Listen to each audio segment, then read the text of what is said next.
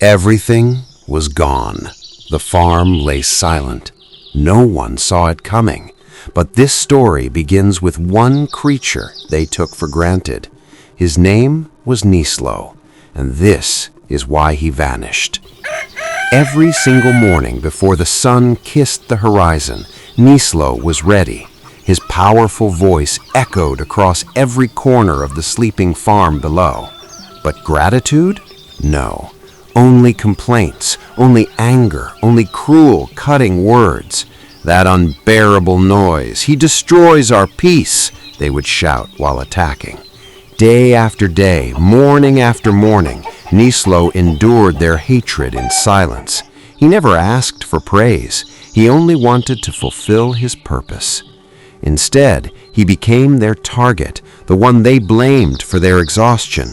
How long can a soul endure when effort brings only suffering?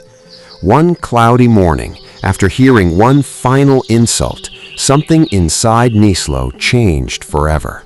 He climbed onto his favorite fence and whispered something profound to himself. Where effort has no value, proving yourself repeatedly becomes pure foolishness.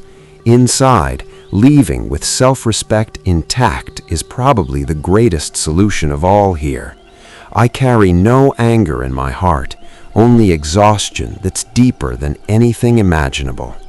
Nislo took one long breath, then he crowed one final, haunting farewell.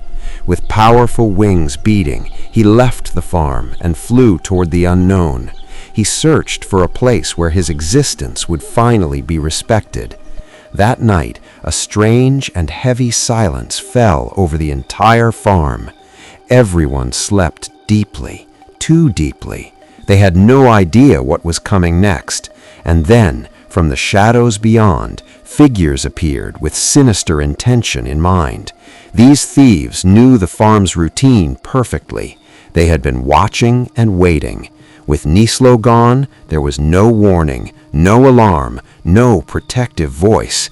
They moved like ghosts through the property, completely undetected by anyone sleeping inside. The chickens didn't stir. The cows remained silent.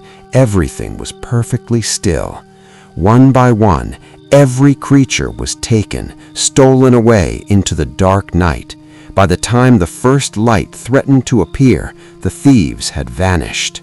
Morning came, but something felt wrong. Something was missing from the air itself. Farmer Grayson opened his door, and his heart stopped. Everything was gone. Farmer Marta came running. Her scream echoed where Nislo's crow should have been. The entire community arrived. They stood speechless, staring at the impossible loss before them.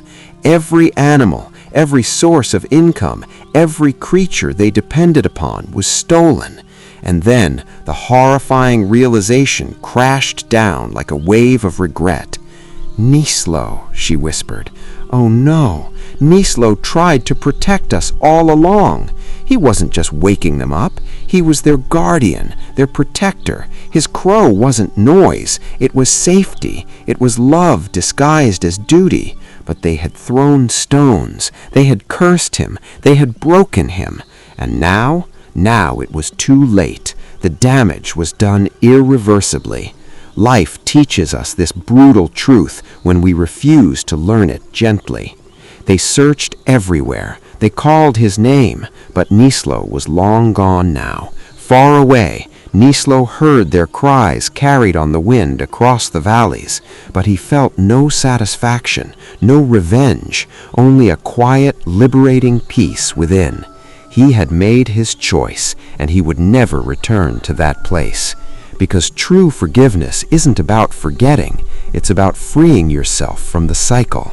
Silent forgiveness means stopping yourself from knocking on doors that always remain closed.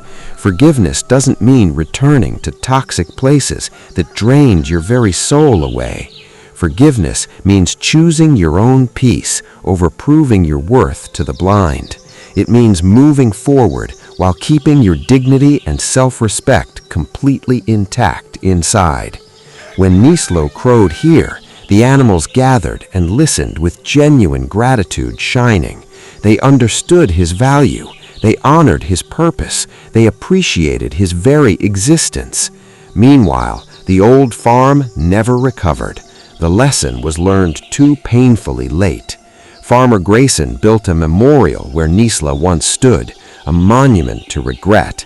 But forgiveness was never about them anymore. It was about Nislo's own healing. Some battles aren't won by fighting. They're won by walking away with grace. Your worth isn't determined by those who couldn't see your light clearly enough. Sometimes the greatest act of strength is releasing people to their own consequences.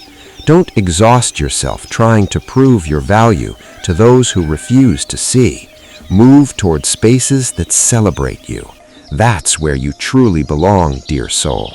And let your absence teach what your presence never could. That is forgiveness.